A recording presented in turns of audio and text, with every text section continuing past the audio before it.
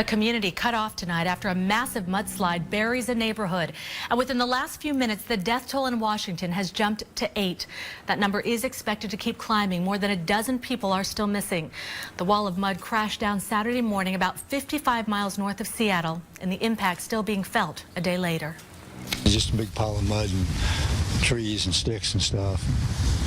Yep, just completely unrecognizable. Reed Miller is 75 years old. In a matter of seconds, his neighborhood, his house, and perhaps his 47-year-old son disappeared under a blanket of mud. He was in the house, and I'm waiting to see whatever happened to him. He's probably dead. This is the aftermath of Saturday's mudslide. 1 million cubic yards of earth and trees now blanket nearly a square mile. I just saw the darkness. That's all I could see. Everything from one side, completely in the other side. Sad sensation. Basically, everything is gone. What's worse, the mud is nearly 60 feet deep in some places and still moving, creating unstable and dangerous conditions for rescuers.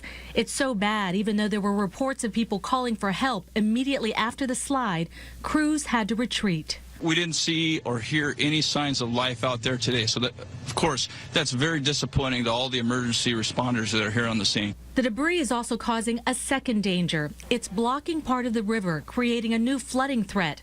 Checkpoints now surround the mudslide zone, with law enforcement only allowing people in to check on property and loved ones. Robin Youngblood can't believe her family survived. There is no way, with what we went through, that we should be alive, let alone with only a few bruises. For Reed Miller, surviving is not enough. The wait to find his son, dead or alive, is agonizing. What's the best you can hope for at this point in time? Well, that they do find my son, that he's not buried under 10 feet of mud. People say, oh, that's just the work of God. And I said, no, that's the work of the devil. God would not do that kind of stuff. Among the injured, a 6-month-old boy and an 81-year-old man. Both are in critical condition.